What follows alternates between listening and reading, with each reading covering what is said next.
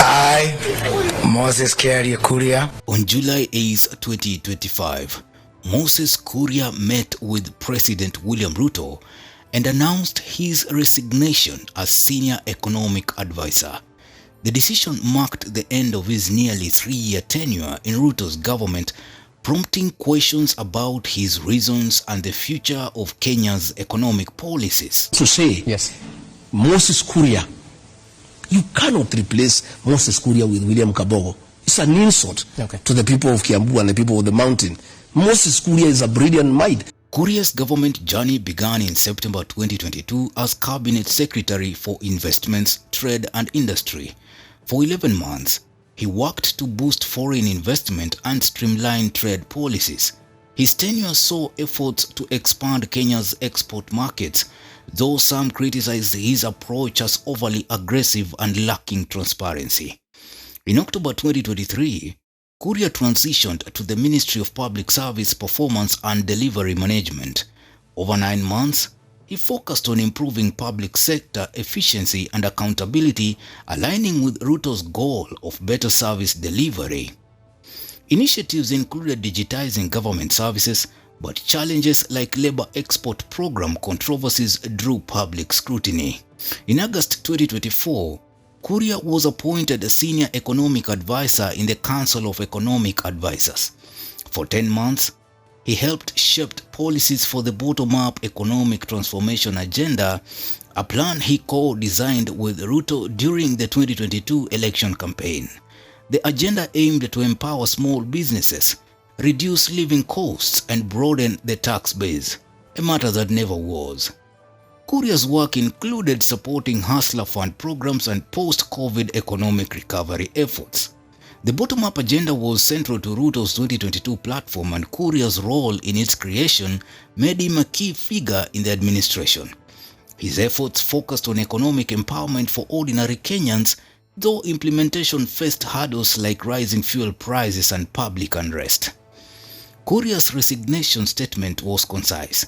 Taking to his X account, he said, quote, "This evening I have met my boss and my friend President William Ruto. The President has graciously accepted my decision to resign from government.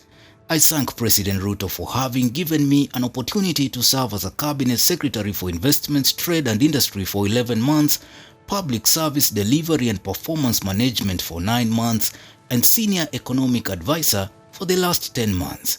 As I move on to pursue personal interests, I'm proud of the work the President and I did to implement the bottom-up economic transformation agenda, which I designed together with the President as our 2022 electoral platform. Long live Kenya." Unquote. The mention of personal interests has sparked speculation. Some believe Kuria may focus on private business, while others see a potential political comeback, possibly in 2027. So, kuna watu, there's some people who are doing exams, who are doing practice for a football match that will not happen. There will not be that kind of content. There's not going to be an election in 2027 for presidential. Say that again. Yes, there's not going to be a contest. Let me ask you, 2002, yeah. Was there an election? There was. Kibaki. Yes. Kibaki had been pre-agreed. Have you ever seen that margin again? No. Ilikuwa ngapi? 71 to 20 something. Yeah. Is that an election? That is almost like we're almost rivaling Museveni with his 98%. So because it was a movement. Yeah. So 2027 will be another movement like 2002. There's not going to be an election in the sense that you are thinking. There's going to be so much consensus in the country. Wazee wataketi chini. They say we have 2 options. Go Rwanda way, destroy the nation Rwanda way, or let's agree. Let there be honor among, I don't say this, but among men and women. Let there be honor among men and women. Because the opportunity rose. The alternative will be too dire to fathom.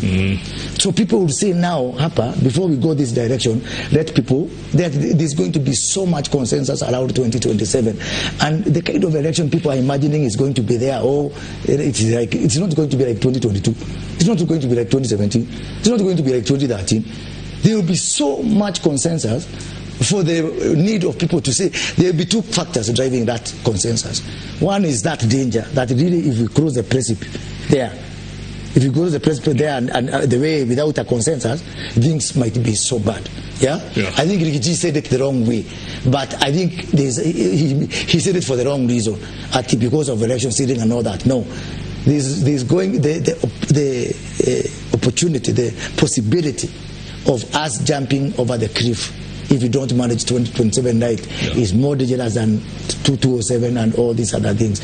And that will be the impetus, that will be the incentive that is going to make people sit around the table and say, to save this country, we are going to do where utapata hii, where utapata hii, where utapata hii. His history as Gatundu South MP and his resilience through past controversies suggest he is unlikely to exit politics entirely. The timing of Kuria's resignation is significant.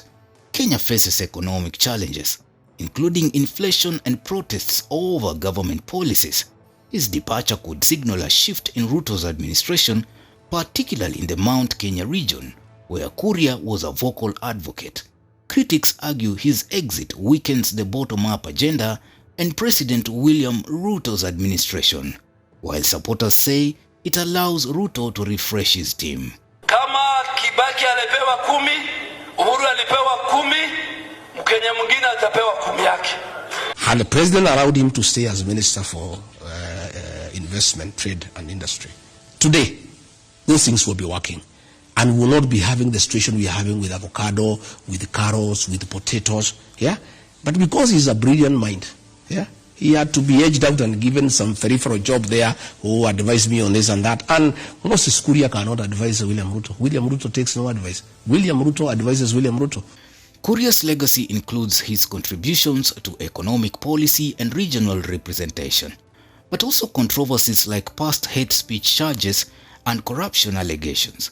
His resignation closes a chapter, but his statement, "Long live Kenya," hints at continued patriotism.